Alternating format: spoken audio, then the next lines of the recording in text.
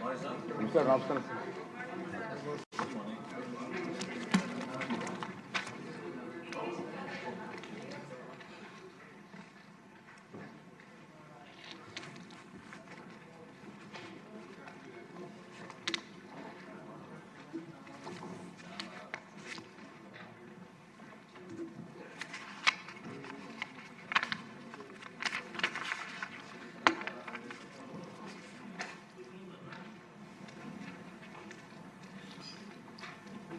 ఈరోజు 13వ రోజు సమావేశానికి వచ్చేసినటువంటి గౌరవ సభ్యులందరికీ కూడా నమస్కారం అండి.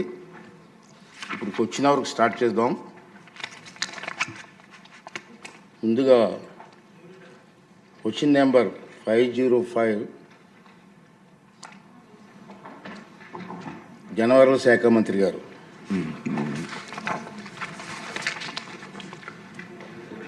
ధన్యవాదాలు అధ్యక్ష. పొట్టి శ్రీరాములు నెల్లూరు జిల్లాలోని కాలువలు, కాలువ కట్టలు మరియు కాలువ బంజరు భూముల్లో కొన్ని ఆక్రమణలను గుర్తించడం అనేది అధ్యక్ష మొదటి ప్రశ్నకు సమాధానంగా. రెండవ ప్రశ్నకు సమాధానం, చట్ట ప్రకారం తొలగించగల సమర్థత ఉన్న రెవెన్యూ అధికారులతో సమన్వయం చేసుకుని ఆక్రమణదారులను తొలగించడానికి చర్యలు తీసుకోబడుతున్నాం అధ్యక్ష. Thank you. సోమిరెడ్డి చంద్రమోహన్ రెడ్డి గారు. నమస్కారం అధ్యక్ష.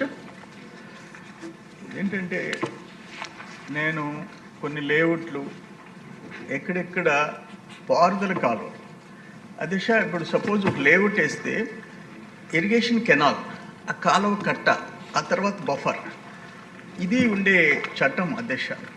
అసలు కాలువలే పూర్తి చేసేసి లేఅవుట్లో కలిపేసేసి ప్లాట్లు వేస్తే ఇరిగేషన్ అధికారులు, రెవెన్యూ అధికారులు ఏం చేస్తున్నారో అర్థం కావటంలా. ఇరిగేషన్ డిపార్ట్మెంట్ ఆఫీసర్స్ కింద నుంచి పై వరకు ఉండేవాళ్ళు దేనికోసం? రైతుల కోసం, రైతుల భవిష్యత్తు కోసం. నేను మీకు నా ఎగ్జాంపుల్ చెప్తాను అధ్యక్ష. జాఫ్సాబ్ కెనాల్, కోడూరు కాలువ, లేబూర్ కాలువ, వరిగొండ పంచాయతీ రావురువారి కండ్రిగా 2 ఎకరాలు కంప్లీట్గా లేఅవుట్లో కలిపేసుకున్నారు. వెంకటాచలం మండలం చెమడుగుంట పంచాయతీ జాతీయ రహదారి పక్కన, నేషనల్ హైవే పక్కన ఇరిగేషన్ స్థలాలు ఆక్రమించేసారు. కండలేరు కాలువ, ఎడం కాలువ అలైన్మెంట్ మార్చేసేసినారు. పొదలకూరులో పొట్టేళ్ళు కాలువ పూర్తి చేస్తే నేను డిపార్ట్మెంట్స్ని పంపించి మిషన్ పెట్టి ఆ కాలువ ఓపెన్ చేయించాను అధ్యక్ష. ఆ తర్వాత మిగతా ఇరిగేషన్ స్థలాలు ఇటువంటి నేను ఒక్క కాన్స్టిట్యున్సీవి 2 నియోజకవర్గాలు చెప్పాను అధ్యక్ష. నేనేమంటానంటే ఈ పరిస్థితి ఇంకొకటి ఏంటంటే, ఆ లేఅవుట్లు వేసి, ఒకవేళ ఇరిగేషన్ మినిస్టర్ గారికి సంబంధం కాకపోయినా లేఅవుట్లు వేసి ఓపెన్ స్పేస్ 10% స్థలం వదిలిపెట్టి ఆ పిల్లలు ఆడుకునేదానికి ఒక బడి, ఒక గుడి, ఒక మసీదు, ఒక చర్చ్, అసలు ఆ సపోజ్ 20 ఎకరాలు వేసారు, 10% 2 acres, 2 acres ఓపెన్ చూపిస్తున్నారు. అన్ని ప్లాట్లు అమ్మేసిన తర్వాత 2 ఎకరాల ప్లాట్లు వేసి అమ్మేస్తున్నారు. ఇటువంటి భవిష్యత్ తరాల దిశ నేననేది.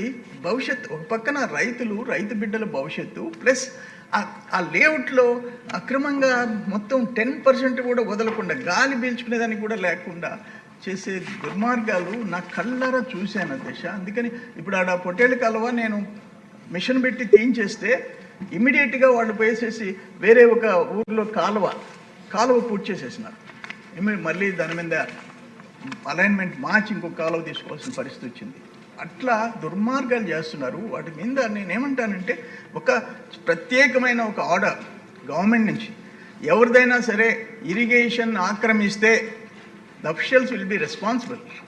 ఎవరు ఎమ్మెల్యేలు, మంత్రులు ఎవరు చెప్పినా దాని విషయంలో మాత్రం లొంగకుండా వాళ్ళ విధిని వాళ్ళు నిర్వర్తించేటట్టుగా ఒక ఆర్డర్స్ పోవాల్సిన అవసరం అయితే ఉందని దిశ. దీంట్లో నేనేమంటానంటే, బోత్ ఇరిగేషన్, రెవెన్యూ అండ్ లేఅవుట్లకు సంబంధించిన అర్బన్ డెవలప్మెంట్ అథారిటీస్ వీటన్నిటిని రెస్పాన్సిబుల్ చేయాల్సిన అవసరం ఎంతైనా ఉందని దిశ మీ ద్వారా తెలియజేసుకుంటున్నాను. మా రెడ్డప్ప గారి మాధవ్ గారు.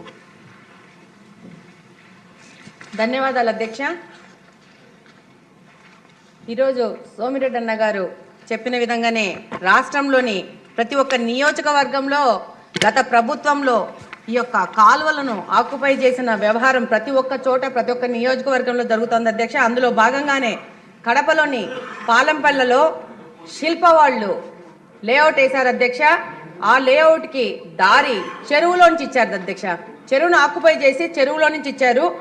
దీనికి అధికారుల అండ, ఆ రోజు ఉన్న వైసీపీ పెద్దల అండతో ఈ చెరువులో రోడ్డు వేశారు అధ్యక్ష. దాని మీద ఆ రోడ్డుకు పర్మిషన్ ఇచ్చిన అధికారుల మీద ఎంక్వైరీ చేయాల్సిన అవసరం ఉంది, వాళ్ళ మీద యాక్షన్ తీసుకోవాల్సిన అవసరం ఉంది అధ్యక్ష. అంతేకాకుండా ఈ యొక్క శిల్ప లేఅవుట్ వేయడానికి రోడ్ వేసుకోవడానికి అధికారులతో పర్మిషన్ తీసుకున్న రియల్టర్స్ మీద కూడా వాళ్ళని కూడా బ్లాక్ లిస్ట్ చేయాల్సిన అవసరం ఉంది అధ్యక్ష. ఈరోజు బుడమేరు కథ మళ్ళా ప్రతి ఒక్క నియోజకవర్గంలో ఒక ఉపద్రవం లాగా వచ్చి మన యొక్క నివాసం ఉన్న ప్రాంతాలు ముంచే విధంగా వీళ్ళు లేఅవుట్ వేయడం జరుగుతోంది అధ్యక్ష. అలాగనే ఇప్పుడు ఈ యొక్క శిల్ప వాళ్ళు ఒక్క కడపలోనే కాదు అధ్యక్ష, అఖిల ప్రియ గారు కూడా మొన్న ఈ సభలోనే చెప్పారు, తన నియోజకవర్గంలో కూడా లేఅవుట్లు వేసి ఇలాగనే ప్రభుత్వ భూములను, అలాగనే చెరువులను, ఇరిగేషన్ సంబంధించిన కాలువలను ఆక్యుపై చేయడము, వాళ్ళకి మరి ఈ యొక్క శిల్ప లేఅవుట్లో వాళ్ళ ల్యాండ్ ఎంతనో, ప్రభుత్వ భూమి ఎంతనో, చెరువు ల్యాండ్ ఎంతనో కూడా ఎంక్వైరీ చేయాల్సిన అవసరం ఉంది అధ్యక్ష. ఈ సభలో మీ ద్వారా మంత్రి గారిని కోరుకుంటున్నాను అధ్యక్ష. Thank you very much.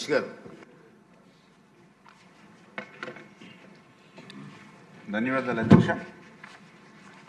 ఏదైతే పొట్టి శ్రీరాములు నెల్లూరు జిల్లా పరిధిలోని పెన్నా డెల్టాకు సంబంధించినటువంటి నదులు, వాగులు, మైనర్ ఇరిగేషన్ కాలువలు వంటి సహజ నీటి వనరులు ఏవైతే ఉన్నాయో వీటి పరిధిలో నెల్లూరు సర్కిల్ పరిధిలో 67 ఆక్రమణలు జరిగినట్టుగా గౌరవ సభ్యులు అడిగినటువంటి ప్రశ్నకు సమాధానంగా గుర్తించబడడం జరిగింది అధ్యక్ష.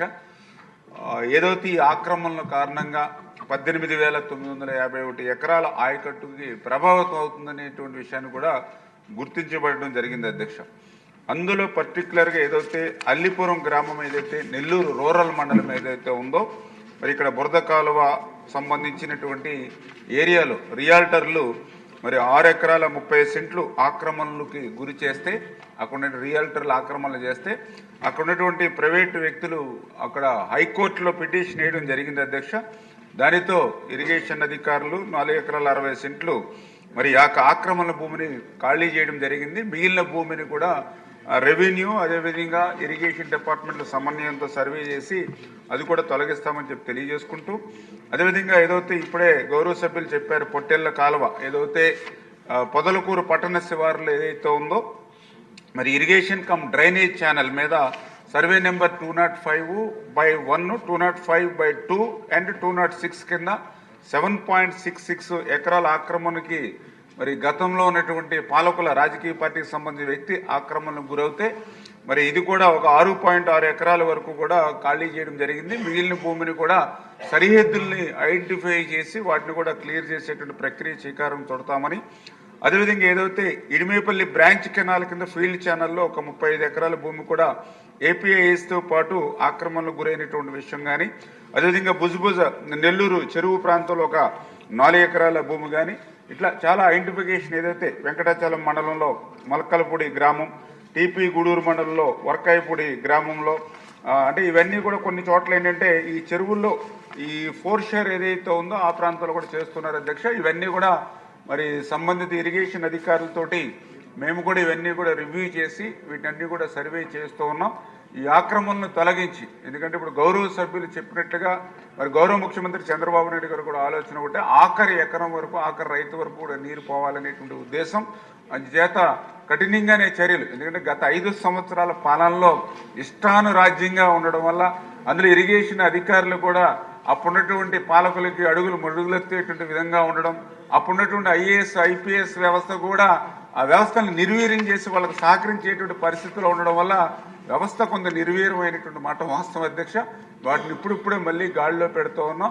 ఖచ్చితంగా ఏదైతే ఇప్పుడు కడపలో శిల్పా వెంచర్స్కి సంబంధించి మాధవరెడ్డి గారు చెప్పడం కానీ, అదేవిధంగా ఆళ్లగడ్డలో అక్కడ కూడా శిల్పా వెంచర్స్ గతంలో ఆక్రమణలు కానీ, ఇప్పుడు ఏదైతే సోమిరెడ్డి గారు వాళ్ళ కాన్స్టిట్యున్సీ, ఎందుకంటే ఆయన కూడా ప్రతిపక్షంలో ఉన్నప్పుడు చాలా ఫైట్ చేశారు అధ్యక్ష కెనాల్స్ మీద కానీ డ్రైన్స్ ఆక్రమణల మీద. అంచేత ఖచ్చితంగా అధికారులకు స్పష్టమైనటువంటి ఆదేశాలు ఇచ్చి ఈ ఆక్రమణలు ఇమీడియట్లీ మరి 2-3 నెలల్లో తొలగించేటువంటి విధంగా చర్యలు తీసుకుంటామని చెప్పి మీ ద్వారా హామీ ఇస్తున్నాం అధ్యక్ష.